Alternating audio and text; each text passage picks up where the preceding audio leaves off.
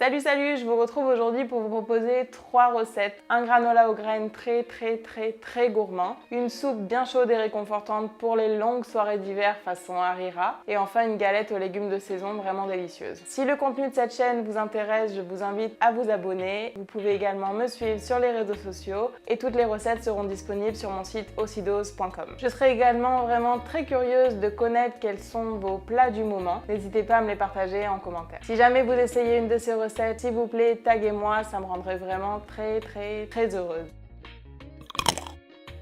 Allez, c'est parti, on va réaliser le granola. Alors, je sais qu'on a vu passer des milliards de recettes de granola sur internet ces derniers mois. Je vous avoue, j'en ai testé beaucoup aussi et à un moment, ça m'avait un petit peu saoulé. Mais celui-là, c'est vraiment mon préféré. Ça fait 3 semaines que je le fais non-stop et qu'on en consomme tous les matins au petit déjeuner. Je vous conseille vraiment de l'essayer. Il est très riche en oléagineux, donc très riche en bons lipides et en protéines. Il cale du coup super longtemps. Pour réaliser ce granola, il nous faudra du sarrasin en graines qu'on trouve facilement dans les magasins bio aujourd'hui. Les oléagineuses, c'est un petit peu vous qui voyez, mais moi j'ai utilisé des noix de cajou, des amandes, des graines de courge, des graines de tournesol, de la noix de coco râpée, des noisettes, des cranberries. En épices, j'ai mis de la cannelle, du gingembre, de la cardamome et une pointe de sel. J'ai utilisé de l'huile de coco et vous pouvez utiliser n'importe quel sucrant. Moi, ça a été sirop de coco. Vous préchauffez votre four à 180 degrés et vous mettez tous les ingrédients dans un saladier, sauf les cranberries qui risqueraient de brûler. Vous pouvez utiliser aussi des raisins secs ou des baies de goji et vous les mettez toujours après la cuisson.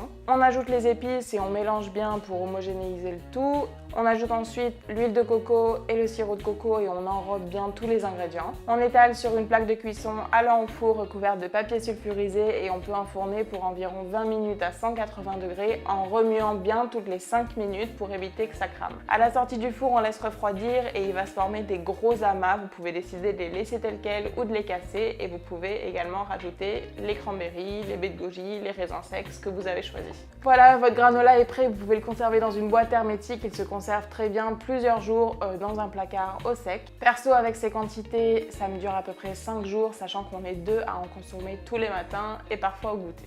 Pour la deuxième recette, on va réaliser une soupe chaude et réconfortante à la tomate façon harira. Cette soupe est très riche en légumineuses, pois chiches et lentilles vertes et du coup elle est très réconfortante et elle cale bien. Personnellement, je préfère utiliser des légumineuses sèches et les faire cuire moi-même et vous pouvez très bien remplacer ça par des conserves. Pour faire cuire mes légumineuses, moi je décide de les faire tremper toute la nuit, ça améliore la digestibilité et en plus ça réduit également le temps de cuisson. Je les fais cuire ensuite dans de grands volumes d'eau avec des aromates qui améliorent encore une fois leur digestion. Si jamais ça vous intéresse que je fasse une vidéo sur pourquoi on fait tremper les légumineuses, pourquoi on fait tremper les oléagineux, n'hésitez pas à me le dire en commentaire. Pour réaliser cette soupe, il nous faudra du coulis de tomates industriel du coup parce que c'est pas du tout la saison des tomates, mais si jamais vous passez par ici et que c'est l'été et que les tomates sont bien mûres, utilisez des tomates fraîches, ce sera encore meilleur. On aura donc besoin de coulis de tomates pelées, d'oignons, de céleri, de lentilles vertes, de pois chiches et d'épices. J'ai utilisé de la cannelle, du gingembre, de la coriandre, du curcuma et on aura aussi besoin de bouillon de légumes. On va d'abord réaliser nos pois chiches croustillants. Pour ça, c'est super facile. On place nos pois chiches cuits dans un saladier.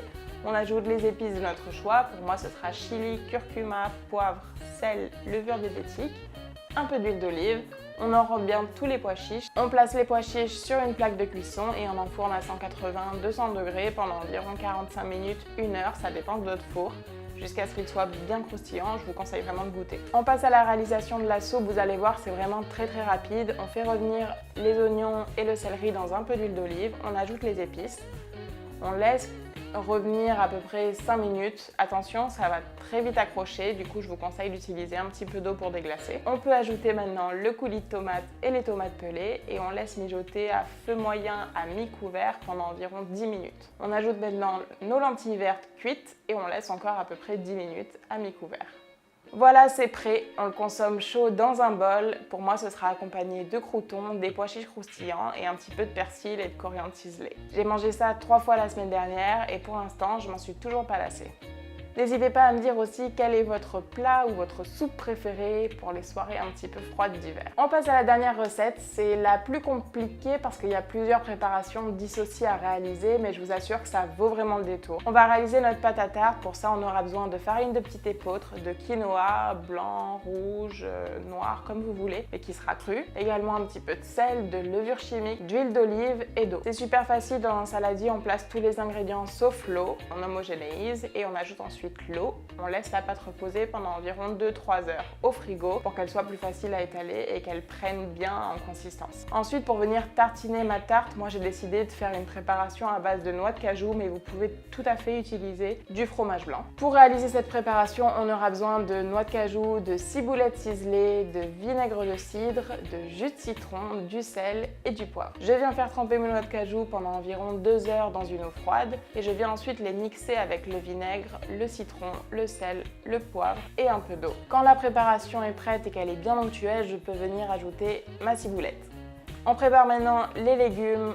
Vous pouvez choisir les légumes que vous souhaitez et de saison. Moi j'ai choisi de l'oignon rouge, des carottes de couleur, de l'ail, des tomates séchées, du chou rave violet et de la betterave shoga. Dans une poêle avec un peu d'huile d'olive, je viens faire revenir mon oignon et mon ail. J'ajoute ensuite mes carottes. Je peux venir ensuite ajouter mes tomates séchées et je laisse mijoter à peu près 5-10 minutes jusqu'à ce que mes légumes commencent à devenir tendres. Je préchauffe mon four à 170 degrés. Une fois que ma pâte à tarte a bien pris au frigo, je viens l'étaler dans un moule à tarte recouvert de papier sulfurisé et je l'étale mais pas trop fine. Je laisse un petit peu d'épaisseur. Je viens étaler par-dessus ma préparation à base de noix de cajou et je viens recouvrir le tout des légumes. J'enfourne pendant environ 20-25 minutes à 170 degrés et une fois sorti du four, je viens rajouter un petit peu de betterave shoga crue et du chou rave. Ça va vraiment apporter un côté croquant à la tarte. Accompagné d'une petite salade, c'est vraiment le déjeuner parfait. Mais vous pouvez également la consommer au dîner, enfin c'est vraiment comme vous voulez. Voilà, c'est tout pour cette vidéo. Je vous remercie vraiment de l'avoir regardée jusqu'à la fin. Si jamais vous réalisez une de ces 3 recettes, n'hésitez pas à me le dire, ça me ferait vraiment très plaisir. Encore une fois, je vous invite à vous abonner à cette chaîne, à me suivre sur les réseaux sociaux et à aller consulter mon site ossidos.com pour y retrouver toutes les recettes que j'ai présentées dans cette vidéo. En attendant, moi je vous souhaite une belle et bonne semaine et je vous dis à la prochaine. Ciao ciao.